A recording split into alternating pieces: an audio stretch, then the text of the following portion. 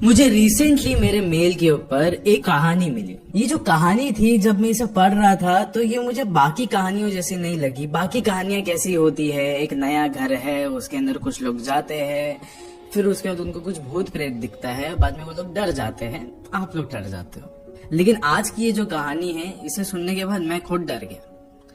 इस कहानी के अंदर भूत प्रेत पिशाच से भी ऊपर एक ऐसी बला का जिक्र किया गया है जिसे शायद से आप हर किसी ने कभी ना कभी अपने जिंदगी में छुआ है, देखा है। और आज उसी के बारे में ये पूरी कहानी होने वाली है। हरियाणा के एक फार्म हाउस की कहानी है ये कहानी बहुत पुरानी है, 1990s के टाइम की है। What is the specific date time वो सब मुझे नहीं पता है, लेकिन 90s के दशक की कहानी है ये, मुझे ये पता है। और इस कहानी को बहुत ज्यादा दबा दिया गया था, वो भी आपको पता चलेगा क्यों आगे जाके। अदरवाइज अगर ये कहानी बाहर होती तो पक्का इस पे कोई ना कोई मूवी बना चुका होता। And guys, it's a really very special story, तो अंत तक बने रहिएगा। लेकिन अभी वीडियो शुरू करने से पहले ऐसे ही और horror, mysterious and historical videos देखने के लिए सब्सक्राइब कर दीजिए इस चैनल को। एंड गाइस, प्लीज लाइक कर दीजिए, प्लीज। बहुत अच्छा लगता है मुझे जब भी आप लाइक करते हो मेरे किसी भी वीडियोस को। मुझे बहुत ज्यादा मोटिवेशन मिलती है कि मतलब हाँ, जो मैं कहानी आप लोगों के सामने लाकर रख रहा हूँ, आप लोग वाकई में उसको बहुत ज्यादा पसंद कर रहे हो, and I really love that. तो प्लीज लाइक कर दीजिए। अब ये कहानी शुरू होती है। साल 1990 में सोनीपत और पानीपत के बीच में एक फार्म हाउस था और इस फार्म हाउस को ओन करता था राघव मलिक। ये जो इलाका था ये हरियाणा के आसपास का था और जो राघव था वो एक बहुत ही ज्यादा रिनाउंड बिजनेसमैन था। बहुत अच्छा खासा उसने पैसा छाप के बैठा था, ऐसा आदमी था वो। एंड उसके पास multiple crore worth of properties थी। और ये जो राघव था वो हरियाणा में नहीं रहता था, वो दिल्ली में रहा करता था अपनी धर्म पत्नी मोहिनी के साथ। राघव कभी कभार ही आया करता था सिर्फ वेकेशन के टाइम पे यहाँ पे इस फार्म हाउस के अंदर। तो उसने सोचा कि अभी चलो फार्म हाउस ले लिया है तो फिर मुझे कोई ना कोई केयर टेकर तो रखना पड़ेगा। तो उसने केयर टेकर उस फार्म हाउस को बनाते ही रख दिया था। उसका नाम था राजू। 10 साल से राजू इस फार्म हाउस की देखभाल कर रहा था। बहुत ही ज्यादा वफादार आदमी था। उसको कभी भी कोई शक नहीं हुआ राजू के ऊपर, क्योंकि राजू था ही बहुत अच्छा इंसान। राजू जब 20 साल की उम्र का था तब से लेकर अभी वो 30 का हो गया है और स्टिल वो यहाँ पे केयर टेकिंग का जॉब कर रहा है। जो भी उसको चाहिए रहता था, कभी भी, वो बस एक कॉल करता था राघव को और राघव उस चीज को उसके फार्म हाउस में पहुंचा दिया करता था। अभी कुछ 1-2 साल में राघव कुछ हर हफ्ते आने लग गया था यहाँ पे विजिट करने के लिए, क्योंकि राघव को अभी कुछ वेकेशन टाइम चाहिए था अपनी जिंदगी में। सो ही वाज लाइक कि नहीं, मुझे अभी वेकेशन चाहिए। सो एवरी वीक वो इस फार्म हाउस में आया करता था। ये एक बार की बात है जब राघव ने राजू को कॉल किया और कहा कि बिजली विभाग की मेरे पास एक चिट्ठी आई है, इसके ऊपर लिखा हुआ है कि हर रात को 9 बजे से लेकर 3 बजे तक बिजली की कटौती होने वाली है और फुल शटडाउन होने वाला है इस चीज का। तो फिर कुछ भी बिजली आने का कोई भी संभावना ही नहीं है यहाँ पे। तो बिजली विभाग ने ये सलाह दी है कि जो भी फ्लैश लाइट हो सकते हैं या फिर कोई भी कंदिल हो सकता है, लैंप हो सकता है, वो सब का आपको इस्तेमाल करना चाहिए। लेकिन मालिक, यहाँ पे तो कुछ भी ऐसा है ही नहीं, कहाँ पे जाके मैं खरीदूंगा ये सब। और वैसे भी मुझे कभी ये सब चीजों की जरूरत ही नहीं पड़ी। 10 साल में कभी यहाँ पे कोई भी बिजली का हमें प्रॉब्लम नहीं हुआ है। फिर राघव कहता है कि चलो ये सारी बातें ठीक है, लेकिन तुम अपना बचाव तो करो कम से कम। एक काम करो, पिछले हफ्ते मैंने तुम्हें कुछ पैसे भेजे थे, उन पैसों का इस्तेमाल करके शहर जाओ और जाकर कुछ ये सारी जो भी चीजें हैं वो तुम खरीद के आ जाओ। राजू ने कहा ठीक है मालिक, मैं लेके आता हूँ। राजू पैसे लेकर शहर जा चुका था और जो सूरज था वो ढलने को था। राजू अभी तक सिर्फ सामान ही खरीद रहा था। अभी राघव भी बहुत ज्यादा वेट कर रहा था कि इसका कोई भी अपडेट नहीं आया, मुझे इसने कॉल नहीं किया, वरना देखा जाए तो हर 5-5 घंटे में इसका कॉल आता है। अभी तो काफी टाइम हो गया। फिर इसने खुद सामने से कॉल किया कि राजू ले लिया सारे सामान, कुछ बचा तो नहीं वगैरह। फिर राजू कहते मालिक नहीं, एक काम कीजिए, आप आज के आज आ सकते हो क्या यहाँ पे। राघव ने बोला कि क्यों, ऐसा क्या हो गया, सामान नहीं मिला क्या तुझे। फिर राजू कहता नहीं, मुझे बहुत ज्यादा घबराहट हो रही है, यहाँ पे कुछ भी सही नहीं है, यहाँ पे मेरे साथ कुछ भी सही नहीं हो रहा है, पता नहीं मेरे साथ यहाँ पे क्या क्या हो रहा है। मेरी सांस बहुत ज्यादा फूल रही है और मुझे ऐसा लग रहा है कि मेरी मौत मेरे सामने खड़ी है। राघव ने कहा कि देख भाई, मैं वैसे भी 2 दिन में आने ही वाला था, लेकिन अभी ये सारी चीजें हो रही है और मैं भी इस समय दिल्ली में भी नहीं हूँ, मुंबई में हूँ। यहाँ पे जल्दी से जल्दी मैं अपनी फ्लाइट टिकट्स बुक करने की कोशिश करता हूँ और कल शायद मैं जितना जल्दी हो सके दिल्ली से निकलता हूँ फार्म हाउस के लिए। लेकिन तब तक के लिए मैं राजू तुझे यही बोलूंगा, तू अगर अंदर सेफ फील कर सकता है तो अंदर रह, अगर तू बाहर आ सकता है तो बाहर आ जा। ये सब कुछ मैं तेरे हवाले छोड़ता हूँ। मैं तुझे मिलता हूँ कल। अब जैसे ही राघव दिल्ली में पहुंचा, वहां से उसने अपनी कार ड्राइव करके फार्म हाउस तक आया। जैसे वो फार्म हाउस के बाहर आया ना, उसको एक चीज बहुत अच्छे से पता चल गई थी कि यहाँ पे कुछ तो चीजें गलत है। पहले जब वो आया करता था, यहाँ पे गाने की आवाजें आया करती थी, राजू हमेशा गाने सुना करता था, गेट के पास आता था इसका स्वागत करने के लिए। लेकिन आज हर एक चीज यहाँ से मिसिंग थी। उसको सबसे ज्यादा ताजुब की बात तो ये लग रही थी कि राजू नहीं आया स्वागत करने के लिए। 10 साल में कभी ऐसा नहीं हुआ कि राजू उसको गेट के अलावा कहीं और पे मिला हो जब राघव यहाँ पे आ रहा होता है। वो गेट के अंदर गया, अपनी गाड़ी को उस फार्म हाउस के सामने रोक दिया, अंदर गया घर के, देखा तो अंदर राजू नहीं है। इधर उधर ढूंढ रहा है, नहीं है। खेत के पास नजर घुमाया, कहीं वो खेती तो नहीं कर रहा, वहां पे भी नहीं है। उसने सोचा कि ये गया कहाँ पे। शाम के कुछ 5 साढ़े 5 ही बज रहे हैं, गया किधर है। फिर उसकी नजर गई तबेले के पास, वहां पे पंखा चल रहा था। वो भागते हुए उधर गया, उसने देखा उधर भी कोई है नहीं, बस जो भैंस है वही वहां पे खड़े हैं। सब कुछ एकदम शांत जैसा लग रहा था। ये जो शांति है ना, वो भी उसको बहुत चुभ रही थी अभी। तो उसके अचानक से नजर गई कोने में, और वहां पे देखा, वहां पे राजू सहम कर कांपते हुए बैठा था। राघव ने जैसे ही राजू को देखा, उसके कंधे के ऊपर उसने हाथ रखा। राजू ने जैसे ही ऊपर देखा, राजू ने कहा, मालिक आप डर नहीं रहे हो। राघव ने कहा, डर? लेकिन किससे? फिर राजू ने कहा, वही जो कि आपके पीछे खड़ा है। राघव ने एकदम झटके से पीछे देखा और पीछे कोई भी नहीं था।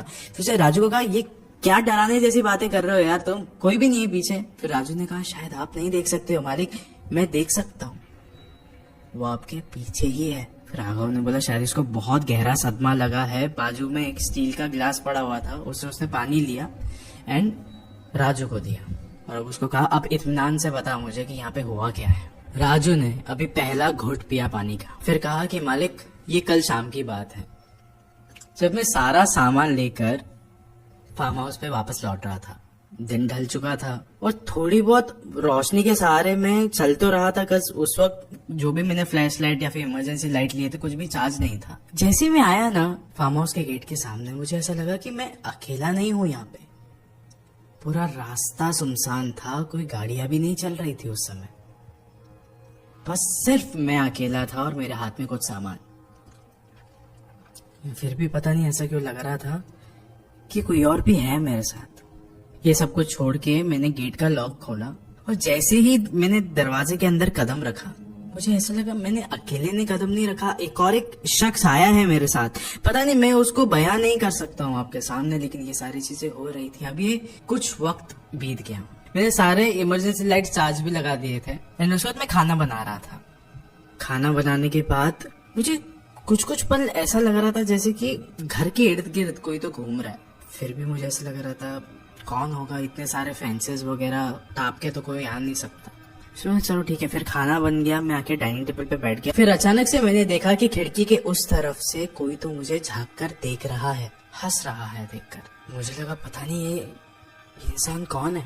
मैं थोड़ा ध्यान से देखने की कोशिश किया, फिर देखा तो वो वहाँ पे नहीं था। अचानक से मुझे बहुत ज्यादा डर लगने लग गया मालिक। फिर मैं उठ गया, मैं बोला मैं खाना जल्दी जल्दी खत्म करता हूँ, उसे जल्दी जल्दी खत्म किया, और फिर मैंने सोचा कि मैं बाहर चले आता हूँ हाथ धोने के लिए। अब जब मैं बाहर जा रहा था तभी मुझे डर लग रहा था कि ये जो भी इंसान है हमारे फार्म हाउस के इर्द गिर्द घूम रहा है, शायद मुझे बाहर पक्का मिलेगा। ये वो गया बाहर, वो हाथ धो रहा था। अब अचानक से उसका आसपास से तो कुछ आवाज नहीं आई, लेकिन उसके ठीक सामने खेत था। उसको ऐसा लगा अंदर कोई तो मंडरा रहा है, कोई तो भटक रहा है उसके अंदर। खेत के अंदर इतने रात में कोई इंसान भटकना नामुमकिन है। अंदर से कुछ आवाजें भी आ रही थी मुझे मालिक। और जैसे ही मैं खेत का लाइट ऑन करने गया, वैसे ही पूरे फार्म हाउस की लाइट चली गई। फिर मुझे याद आया कि आपने मुझे बताया था कि बिजली विभाग से एक चिट्ठी आई है। रात के 9 बजे से लेकर 3 बजे के बीच में कोई भी बिजली नहीं होने वाली थी। उस वक्त मैं बहुत ज्यादा डर चुका था, लेकिन फिर भी मैं भागते हुए सारी इमरजेंसी लाइट्स के पास गया और मैं सोचा कि सारे चार्ज है, इसको ऑन कैसे करते हो। जैसे ही एक मैंने ऑन किया, उस रोशनी से मैंने देखा कि मेरे बगल में ही कोई तो लंबी सी औरत खड़ी है जिसका सर नहीं था। बहुत खतरनाक था वो मंजर। उस समय मैंने सारी चीजें वहीं पर छोड़कर एक इमरजेंसी लाइट मेरे हाथ में लिए वहां से भागा और यहाँ पे तबेले में आकर बैठा हूँ। और कल रात से मैं यहीं पर बैठा हूँ। ये सब बातें सुनने के बाद राघव बहुत ज्यादा चौंक चुका था। उसने सोचा कि ये सारी चीजें यहाँ पे कैसे हो सकती, बिल्कुल इम्पॉसिबल है ये सारी चीजें यहाँ पे होना। लेकिन राजू ने कहा, लेकिन मालिक हुआ ही ये सारी चीजें मेरे साथ, मैं मजाक थोड़ी करूंगा। पूरी रात गुजारा हूं मैं यहाँ पे इस तबेले में उसी खौफ के वजह से। राघव ने कहा, सालों साल बीत गए हैं मुझे भी यहाँ, और तुझे भी यहाँ पे 10 साल हो गए, कैसी बातें कर रहा है, नादानी मत कर, ये सारी चीजें यहाँ पे ऐसी हो ही नहीं सकती। और अभी चल, अब चुपचाप से घर के अंदर आ जा तू आज सोने के लिए, कहीं पे बार बार मंडराने की जरूरत नहीं, आजा अंदर। राजू कहता है, नहीं मालिक, मुझे पता है रात को मैंने क्या चीज देखा है और आप भी वो चीज देखोगे आज रात को। आपको पता नहीं है यहाँ पे क्या चीज है। फिर राघव ने बोला कि चल ठीक है, तू यहीं पे रह, जो भी है मुझे खाना वाना पहले दे दे, मैं जाके सो रहा हूँ, बहुत थक गया हूँ मैं। मुझे लगा कि कोई बहुत बड़ी बात होगी, क्या हो जाएगा वगैरह वगैरह, सोच सोच के मैं यहाँ पे आया हूँ, और ये तू नादानी भरी बात कर रहा है यहाँ पे। राजू कहता, ठीक है मालिक, मैं नहीं आऊंगा, मैं आपको खाना पका के भेज देता हूँ वहाँ पे। राघव चला गया अंदर। अंदर जाने के बाद उस तब तक कपड़े वपड़े चेंज किए गया नहाने के लिए। नहा के आने के बाद थोड़ा शांति से वो बैठा था, और बैठने के बाद उसे जो भी सामान उसके जेब में पड़ा हुआ था, गाड़ी की चाबी, घर की चाबी, या फिर कुछ भी था सामान उसके पास, वो सब कुछ उठा के साइड टेबल पे रख दिया, क्योंकि अब वो सोने ही वाला था। अब जैसे ही वो बस सोने ही जा रहा था, जो ब्लैंकेट था, कंबल, वो ओढ़ने ही वाला था, तभी फार्म हाउस का दरवाजा खुलने की आवाज आई। उसको लगा चलो ठीक है, राजू होगा, मन बदल दिया होगा। और उसी समय एक कांच की चीज टूटने की भी आवाज आई। राघव डर गया। राघव छोटी छोटी बातों से डर जाया करता था। राघव पहले से ही दिल की बीमारी का मरीज था। उसको पहले एक बार दिल का दौरा भी पड़ चुका है, जिससे वो बस मरते मरते बचा था। अब राघव हिम्मत करके उसके बेडरूम से बाहर उसने कदम रखा। जैसे उसने कदम रखा, उसको दिखा कि एक आदमी है कोई तो वहां पे, जो उसके नजरों के सामने से भागते हुए हॉल पे गया। इतने रात में कौन हो सकता है, वो भी अंधेरे में। वो भी उसके पीछे पीछे गया बाहर हॉल में, पूछ रहा है, यहाँ पे कौन है, कौन है, कौन हो आप? कोई भी जवाब नहीं आ रहा था। वो गया और उसने जाके एक बार लाइट ऑन करी। लाइट ऑन करने के बाद देखा तो वहां पे कोई भी नहीं था। फिर उसने लाइट्स ऑफ कर दी। ठीक है, शायद मेरा वहम होगा। वो जैसे ही वापस जाने के लिए मुड़ा, वहां से आवाज आती है हंसने की। उसने वापस से लाइट ऑन करी, वापस कोई नहीं था। लगा ये मेरा वहम ही है, शायद से मैं बहुत ज्यादा थक गया हूँ, अभी थक चुका हूँ मैं, मुझे जाके अब सो जाना चाहिए। उसने लाइट्स ऑफ करी, वापस से वही हंसने की आवाज, और इस बार कुछ टूटने की भी आवाज आई थी। वो अब झटके से उसने अभी लाइट ऑन करी, लेकिन लाइट ऑन हुई ही नहीं। तब उसने सीधा अपने हाथ पे लगी घड़ी के ऊपर देखा। रात के 9 बज चुके थे, बिजली जा चुकी थी। अब सीधा बिजली सुबह 3 बजे आने वाली थी। उसके पांव तले जमीन खिसक रही थी कि ये सब कुछ क्या हो रहा है उसके साथ। वो भागते हुए वो गया तबेले के पास, कि शायद से राजू उधर ही हो गया, वो मुझे शायद बचा लेगा। वो अब तबेले के पास पहुंचा, लेकिन उस वक्त तबेले में राजू था ही नहीं। अब राघव ने सोचा शायद से राजू डर के मारे यहाँ से भाग चुका है। उसने सोचा कि ऑफ कोर्स इतनी सारी चीजें हो चुकी है, मतलब वो झूठ नहीं बोल रहा था, मुझे सच बोल रहा था। वो ये सारी चीजें वाकई में उसके साथ हुई है, और अब मेरे साथ हो रही है, और शायद आगे भी होने वाली है। वो कहते हैं कि अगर ये जा चुका है तो शायद मुझे भी जाना चाहिए। वो अपनी गाड़ी के पास भागते हुए गया एकदम तेजी से। घर के अंदर से आवाजें आ रही थी अभी भी, लेकिन बहुत ज्यादा डर डर के वो घर के ठीक सामने ही लगी हुई थी गाड़ी। पास गया, गाड़ी को खोलने की कोशिश करी, नहीं खुली। अपने जेब में उसने हाथ लगाया इधर उधर, अंदर चाबी नहीं थी। फिर उसे याद आया उसके गाड़ी की चाबी उसके बेडरूम में साइड टेबल पे उसने खुद रखा था कुछ वक्त पहले।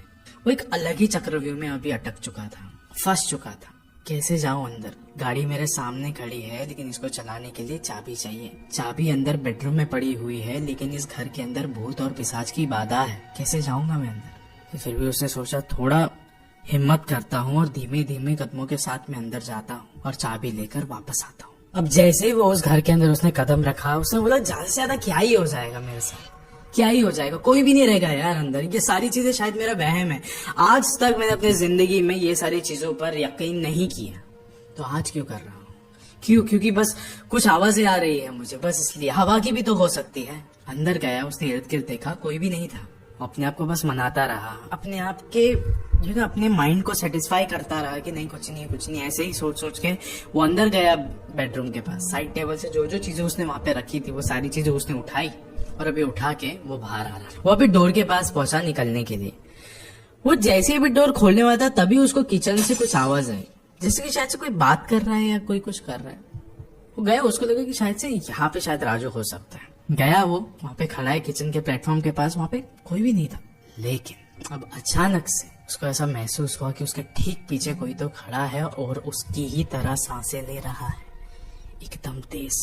वो जैसे ही पीछे मुड़ा, उसके ठीक सामने एक आदमी खड़ा था और उसको देखते ही राघव बेहोश पड़ गया। राघव वैसे भी दिल का मरीज था, कोई भी चीज अचानक से उसके चेहरे के सामने आ जाएगी, ऑफकोर्स वो खौफ में लपेट ही जाएगा। और ये चीज उसके साथ हुआ। घंटों तक राघव वहीं पर जमीन पर लेटा रहा। अब अचानक से उसको कुछ आवाजें वगैरह आई और उसकी नजरें इस बार ठीक उसके हाथ पे लगी घड़ी के ऊपर गई। घड़ी पर बज रहे थे रात के 2:50 और उसकी नजरें ठीक सामने गई। सामने एक आदमी खड़ा है अंधेरे में और वो कॉल पे कुछ बात कर रहा है। मैडम, ज्यादा से ज्यादा मैं उन्हें बेहोश ही कर पाया, दिल का दौरा नहीं आया। अगर आप कहो तो मैं इन्हें यही घर के पास वाले खेत में दफना दूं। 10 मिनट तक राघव सिर्फ उसकी बातें सुन रहा था। उसको बिल्कुल भी नहीं पता था कि ये कौन है, ये वाला शख्स, ये क्या चाहता है मुझसे। पता नहीं कौन है, मैं देख लूंगा इसको। वो बस इंतजार कर रहा था 3 बजने का, सिर्फ 10 मिनट बाकी थे। अब फाइनली 3 बज चुके थे और घर में अचानक से लाइट आ चुकी थी। उस समय राघव तेजी से उठा, किचन के प्लेटफॉर्म पर एक चाकू रखा हुआ था, उसको उठाया और उस शख्स के गर्दन के करीब रखा और पूछा, कौन है तू? वो जैसे ही पलटा, वो कोई और नहीं राजू था। राघव ने सोचा कि जिस इंसान को, जिस शख्स को मैं 10 साल से पाल रहा हूँ, वो मुझ पर ही ये सारी चीजें करने की कोशिश कर रहा है। राघव ने पूछा कि ये सब कुछ तू क्यों कर रहा है और किसके कहने पर कर रहा है, ये बता मुझे।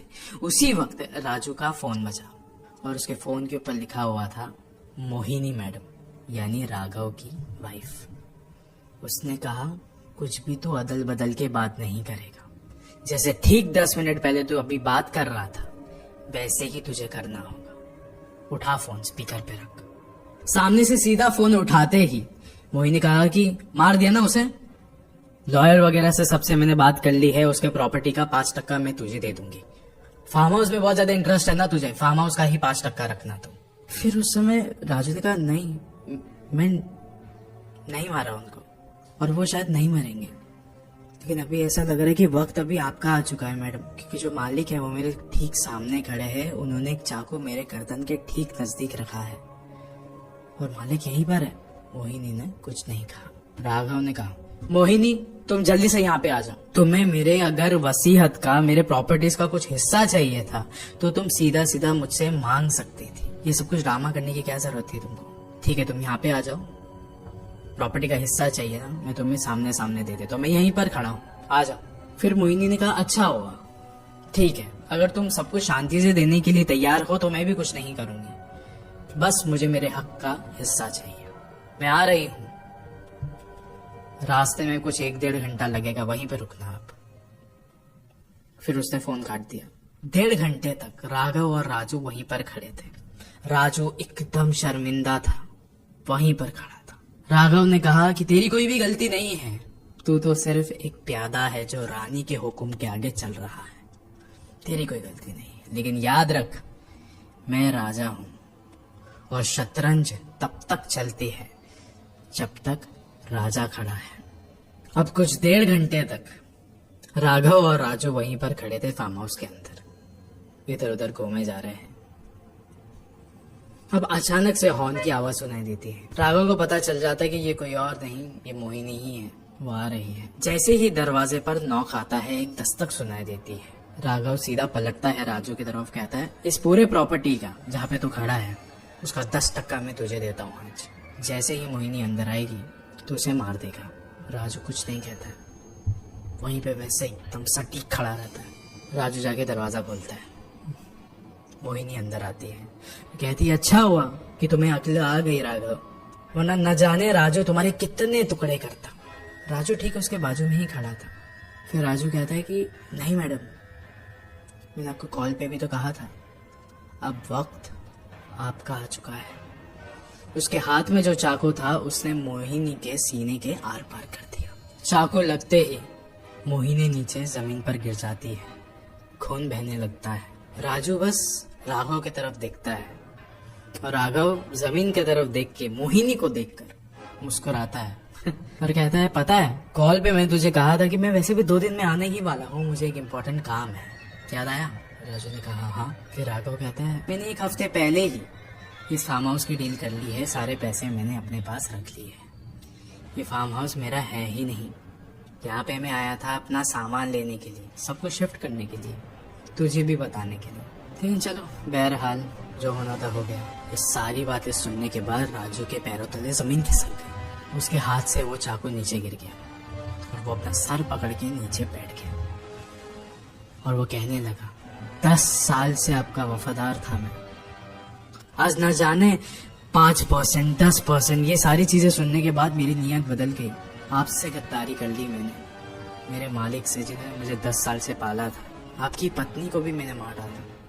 अब मैं क्या करूँगा? राघव ये सारी बातों में बिल्कुल भी इंटरेस्टेड नहीं था। मेरा बस टाइम वेस्ट हो रहा है अब यहाँ पे। मुझे पता था कि ये सारी चीजें होगी, मुझे पता था मेरी पत्नी ऐसी ही है, मुझे पता था कि तू भी वैसा ही है। वो सीधा नीचे उतरा, गाड़ी का दरवाजा खोला, अंदर बैठा और वो निकल गया दिल्ली के लिए। 2-3 दिन बाद उसको खबर आती है कि आपके फार्म हाउस में आपके नौकर ने आपसे दुश्मनी निकालने के लिए आपकी धर्मपत्नी को मार दिया, उनका कत्ल कर दिया। बहुत लोग ये भी कह रहे हैं कि साहब आपकी पत्नी और उस नौकर का गैर संबंध थे, बुरे संबंध थे। तो हर कोई तो राघव को ही सिंपैथी की नजरों से देख रहा था, कोई भी उन दोनों को नहीं देख रहा था। हर कोई ये कह रहा था कि प्यार और आशिकी में आकर राजू ने उसे मार दिया और एंड में खुद को उसको गिल्ट महसूस हुआ तो उसने अपने आप को मार दिया। और इसके बाद राघव को क्योंकि सब कुछ पता था, सब कुछ उसको पता था, इसके लिए उसने ये सारी बातें किसी और को बताई ही नहीं, सब चीज अपने दिल तक रखी। लेकिन फिर भी परिवार वालों से कौन सी बात छुपती है, धीरे धीरे करके कुछ कुछ अफवाहें उनके खानदान से बाहर आती गई और ये वाली कहानी हमारे चैनल पर आ गई। अब इस वीडियो के अंत में मैं आपसे ना बस इतना ही कहना चाहूंगा कि लालच रखना है तो थोड़ी सी रखो, बिल्कुल शक्कर की तरह। शक्कर किसे नहीं पसंद है, लेकिन कायदे में खाओगे तभी आपको उसका मजा मिलेगा, नहीं तो अगर आप ज्यादा खा लोगे तो उसका अंत क्या है? कुछ नहीं, वही मौत। एंड मैं आपको मिलूंगा मेरे अगले हॉरर स्टोरी में। शुक्रिया।